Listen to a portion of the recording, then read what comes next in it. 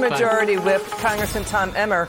Okay, Congressman, the Washington Post is reporting the White House is scrambling behind the scenes. They fear an economic meltdown. But then the White House broke government rules guaranteeing all deposits, including uninsured deposits at Silicon Valley Bank. So, Congressman, should U.S. taxpayers now be on the hook to higher costs to pay to guarantee potentially $1 trillion in all uninsured deposits? What do you think?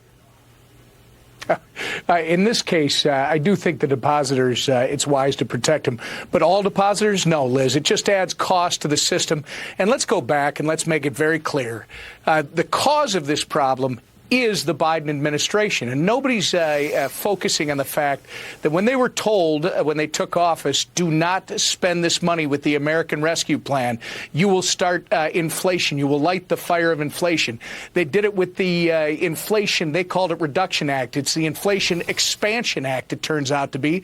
Liz, they did this. They broke it by driving double-digit inflation that we hadn't seen in 40 years, which resulted in these increases that we haven't seen from the Fed in the cost of money with rate increases in decades. That all went together with a situation, Silicon Valley Bank, where you had a regulator that's supposed to supervise in the institution for a year and was not giving them advice. It looks like they didn't even give them direction when they were missing a risk manager for 9 months, Liz. This falls squarely on this administration. I think the steps they took on Sunday night through the Fed and through the FDIC were appropriate, but just to cover their rear end to stop this thing from spreading. You know, Larry Summers says this is not the time for moral hazard arguments. It's about restoring confidence now. Then you have Ken Griffin. He's the founder of Citadel, the world's most successful hedge fund, saying do not guarantee uninsured deposits. That will destroy capitalism. And, the White House wants the world to know they didn't do a bailout. But when you listen to Clinton's former deputy Treasury official, Roger Altman, and he's saying wrong, it is a bailout. And Senator John Kennedy says, yes, yeah, it is. Congressman, we like your reaction to this. Watch this. Well, I didn't say it has been nationalized. I said they're verging on that because they've guaranteed the entire deposit base. When you guarantee the entire deposit base, you have put the federal government and the taxpayer in a much different place in terms of protection than we were in a week ago. If you bought a security that was, let's say, to make it simple, $20, and it's owned by a bank, and it's now worth $5, you give that $5 to the $25 billion fund, but it's really, and you get credit for $10, but it's really worth only $5.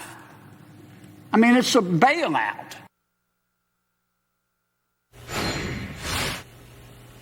What do you think, Congressman? Again, I think the Biden administration broke this. The Biden administration is now trying to cover their rear end and say that they were doing the job that they were supposed to do when, in fact, they drove double-digit inflation. They drove the interest rate hike. They did not have the regulator doing proper supervision within this financial institution, and now they're simply trying to cover themselves. The result is they almost caused a run on the entire system. Yep. It looks like that has been averted. And now, guess what, Liz?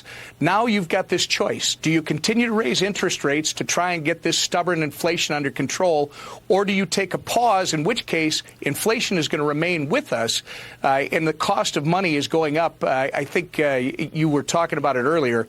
It's going to be harder for businesses to get the capital that they need to operate. Just for kicks, show what Nancy Pelosi and her husband have been doing in their own plunge protection stock trading to protect themselves. These are their financial disclosures, coming back a month or so ago. Congressman, also this point is usually uninsured depositors in SVB, they would have gotten their money back from the breakup of SVB and its asset sales. We're not hearing from KKR or Apollo Management that they're going to buy SVB. It's moving to bankruptcy. So when you back up uninsured deposits, that means bankers then get to roll the dice and gamble with even more depositor money with more and more risky bets to get their stock prices up and then more bonuses and pay. Is that really the way to go? Well, let's be careful. I mean, this was mismanaged, it appears. But let's go back to last weekend, because you're talking about a $2 billion bank that had a $200 billion bank that had a $2 billion loss. It still has very solid assets, Liz. There was a sale, apparently, that was pending over the weekend that would have taken care of all of this, that we've got to find out who said no and why, or who frustrated it, if it was indeed the case, because this is really about taking care of the people that rely on the banking system and make sure that it actually can fuel the world's greatest economy. And right now, it's the Biden administration that has broken this. It's just like your eggs. It's like your gasoline. It's like your heating oil, Liz. All of these prices are up. They broke it. They need to change course, and they need to answer for it. Got it. Congressman Emmer, thanks for joining us. It's good to see you. Thank you, Liz. Okay.